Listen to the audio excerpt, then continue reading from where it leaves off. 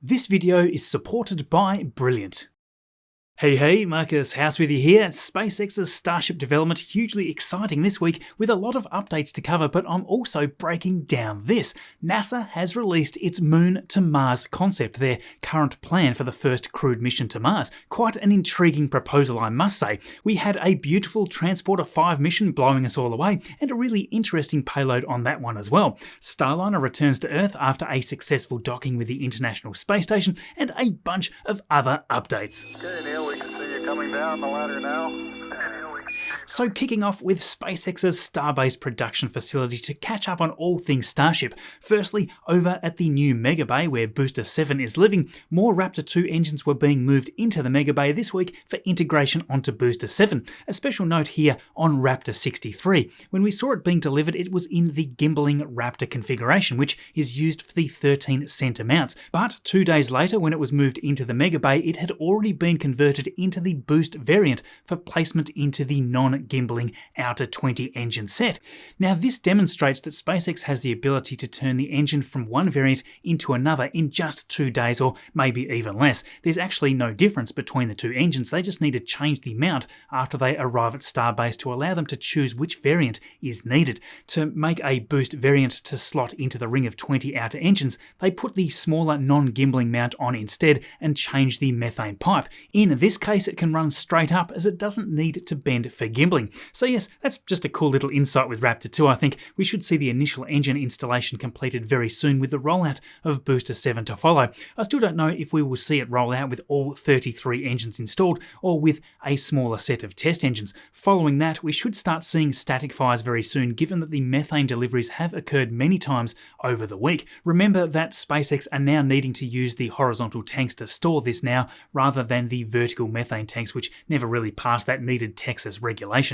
Now, while we are at the Mega Bay, it's important to add that more roof segments have been lifted up and onto the structure, so it won't be long before we see this massive building fully completed, ready for a lot more simultaneous Starship and booster work. Nearby in the high bay, the second aft flap was attached to Ship 24 this week, meaning that it has now had all of its major parts attached. Also spotted were these little tassel type things on its payload door in different colours, kind of the same idea as we saw with the coloured stickers that were placed all over Ship 20's heat shield tiles while those were undergoing repairs and replacements. Now, I can only assume that some fixes or updates are perhaps needed here too. We did actually notice recently the door was on a bit of a lean, so maybe it was simply in the process of repair. Later in the week, the tassels were removed, so it seems that whatever they were doing has now been completed. Thursday morning though, excitement as Ship 24 was finally rolled out of the high bay. It made its way onto Highway 4, and around an hour and a half later, it arrived at the launch site where the Ship Cryo Station Quick Disconnect was soon hooked up. SpaceX were not messing around either, because that afternoon it was seen venting for the very first time. Of course, the excitement perhaps short-lived, because during the test we heard a pretty loud pop as picked up by the live stream cameras. Just take a listen to this.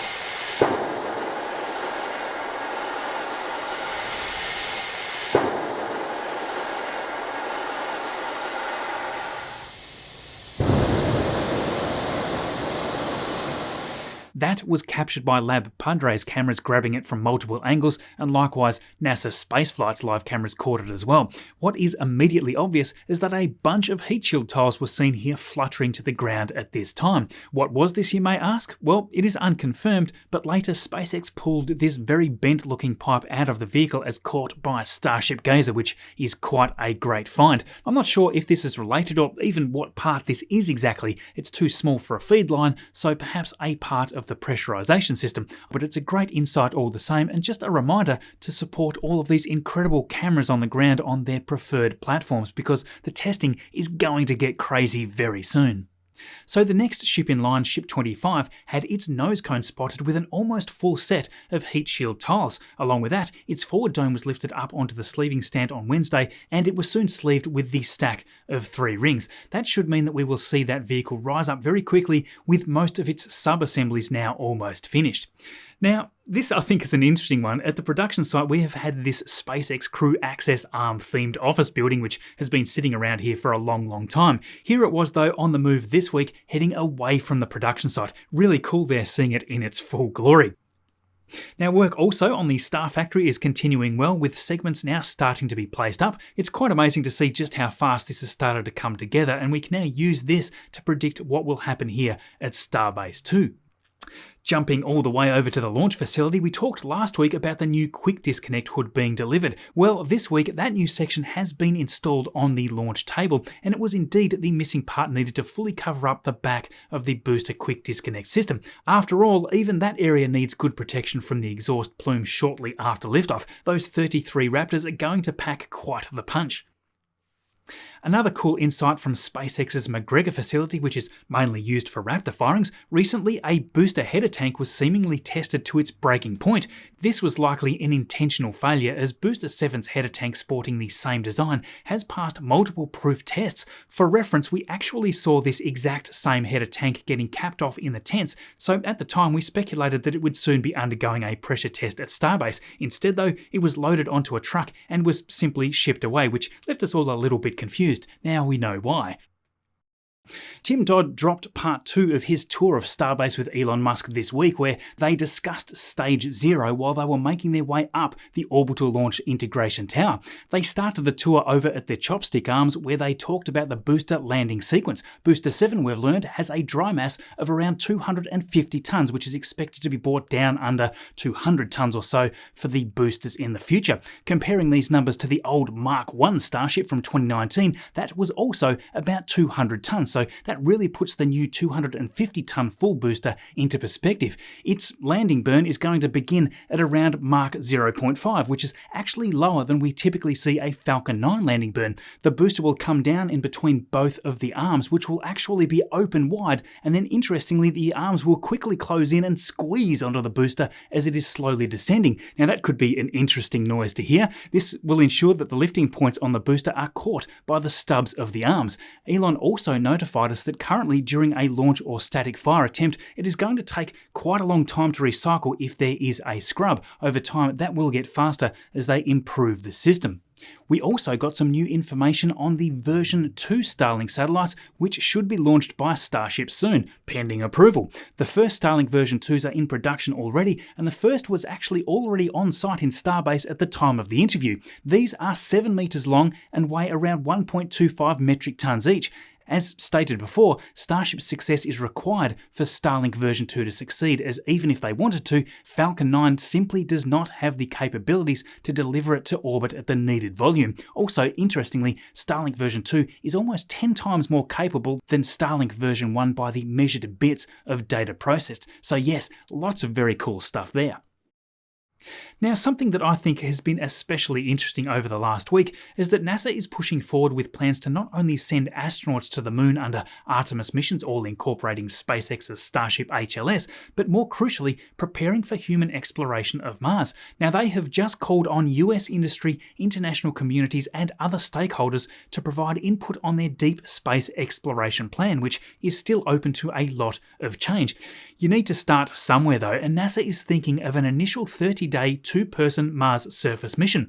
The time for feedback from industry has now been extended into June in order to get some more valuable public insight. NASA's timelines are of course looking a little further down the track than Musk's prediction of having crewed missions to Mars by 2029. Instead, NASA is planning more into the 2030s, but using the moon as a stepping stone for such a return mission. The plan is always up for alteration in this phase, of course, but here is how NASA sees this mission rolling out. There needs to first be Mars analog missions to the moon to ensure that everything possible is understood about the entire process. From 2025 to 2031, 2 crew will be used each year to spend around a week or 2 conducting many valuable missions on the moon's surface. Missions such as testing in situ resource utilization, or ISRU equipment, is quite a high priority as well.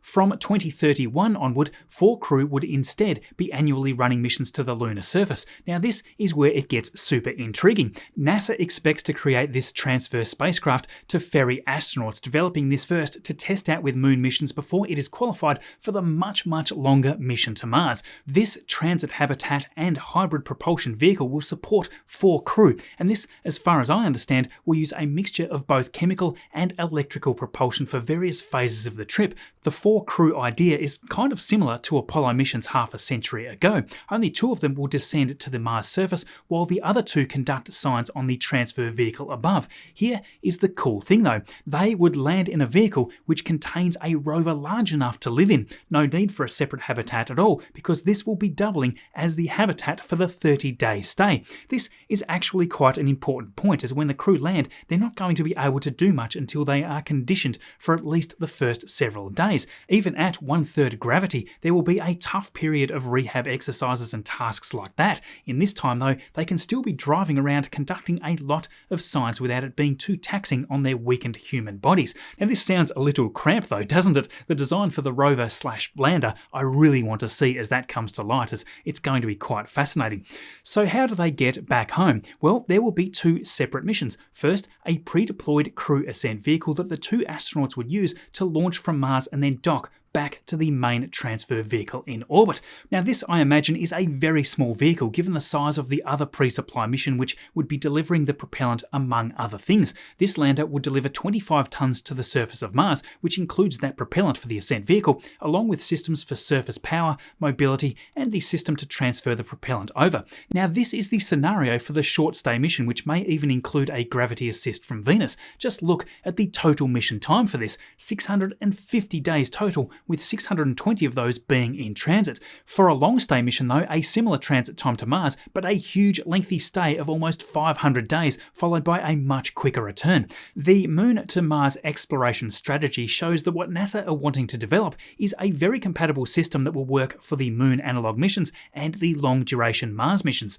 ISRU equipment and nuclear fission power generation. It isn't just nuclear power in the plan though, nuclear propulsion too, as seen in the Artemis 8 demo mission here. This is all incredible stuff to see. Now I think it's worth noting that SpaceX's HLS only appears with Artemis 2 and 3 here, but I suspect Starship may well become the vehicle to launch much of these mission components alongside the SLS. Now I did a full duration video on the challenges of a human mission to Mars on Tuesday, linked right here. If you haven't seen that one, do check that out. And thanks very much to the wonderful support from patrons and all of you amazing subscribers on those ones. They take a lot longer to make, so all of the assistance there is most appreciated. Okay, so more great SpaceX action this week. On Wednesday, lifting off from Space Launch Complex 40 from Florida was the Transporter 5 mission, the dedicated small satellite rideshare number 5.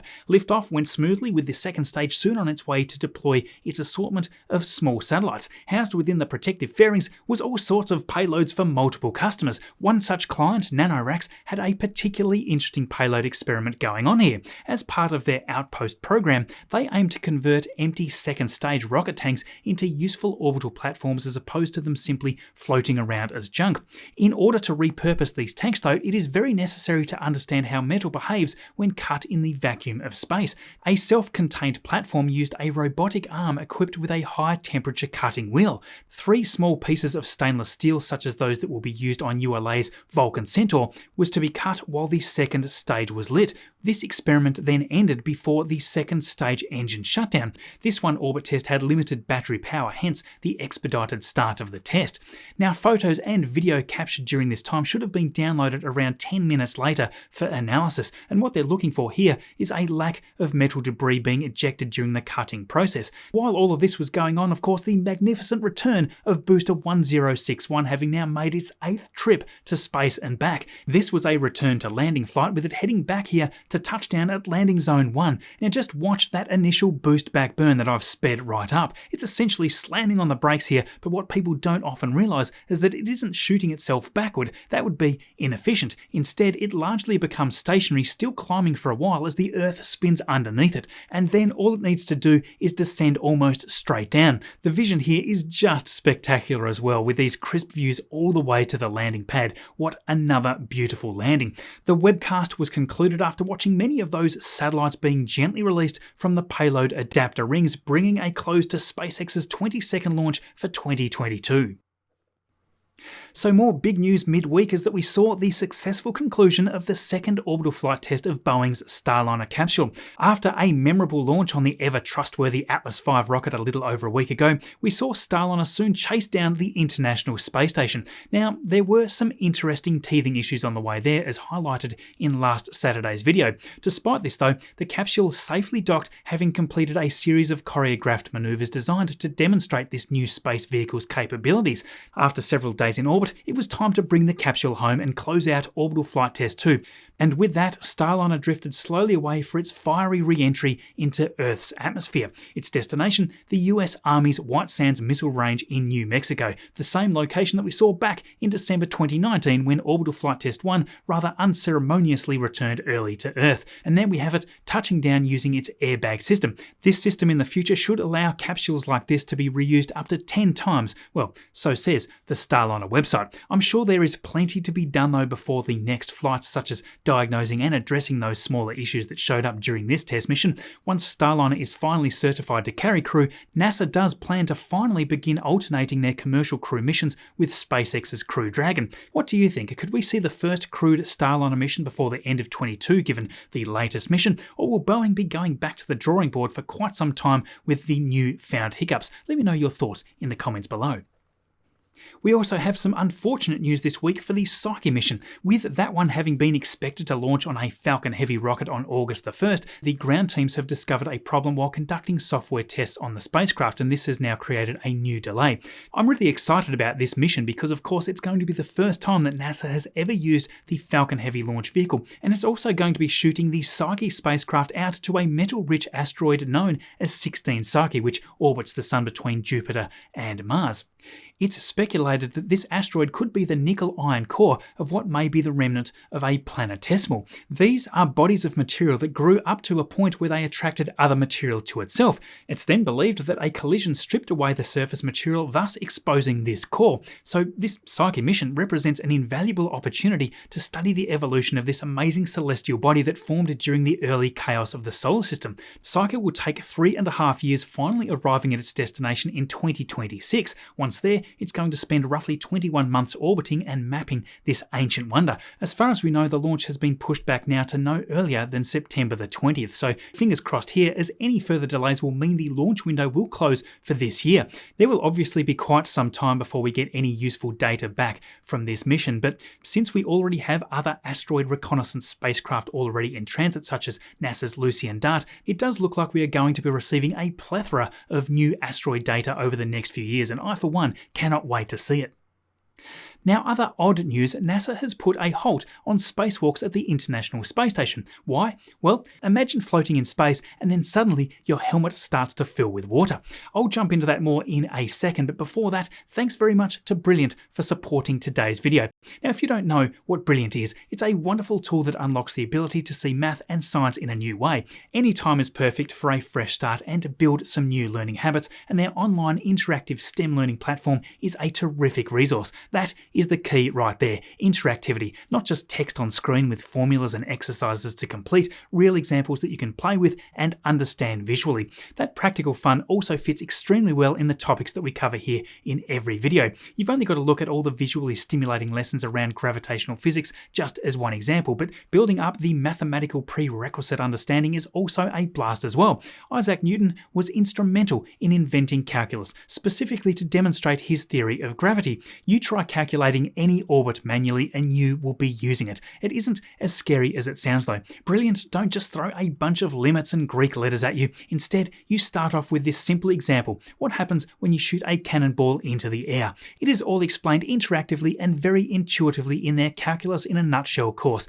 That is exactly the hands-on learning experience that has you really making sense of these quite abstract concepts. To give it a try for free, just head to brilliant.org/MarcusHouse from the link there in the description. The first 200 of you will also get 20% off the annual premium subscription.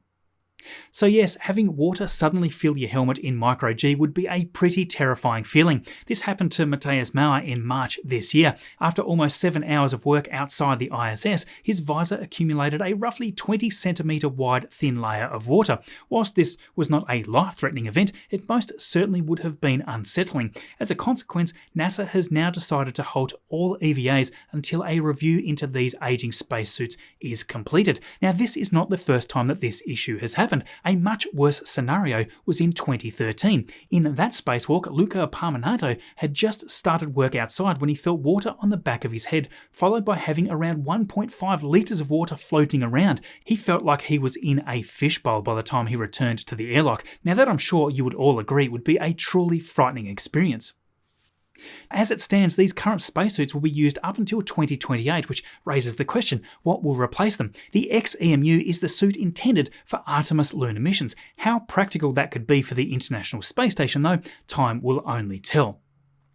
So there you go, you are all freshly up to date now with all things space. In case you didn't notice, this here is my brand new merch design. As soon as we saw those chopsticks stack the Starship, I just knew I needed to design one just like this. This might be my favourite one yet. What do you think? You can pick up one of these babies on all kinds of products if you would like one. That helps support what I do here a great deal. And if you also like what I'm doing, like all of these incredible people helping keep the lights on, head to patreon.com/MarcusHouse or become a YouTube member from the join button below. Patreon does provide a better experience in my opinion, but either way you can get access to chat with us directly via the linked roles on our Discord server, and you also get earlier ad-free access to the videos to watch before anyone else. The tile in the bottom left today will take you back to the midweek video talking all about the health challenges with long duration spaceflight into deep space. The top right is my latest one, and the bottom right a YouTube selected video. Most importantly, thank you so much for watching all this way through. At some point I really must make these end screens a little bit more interesting. There isn't much room here though, and I just don't like being cut mid-sentence.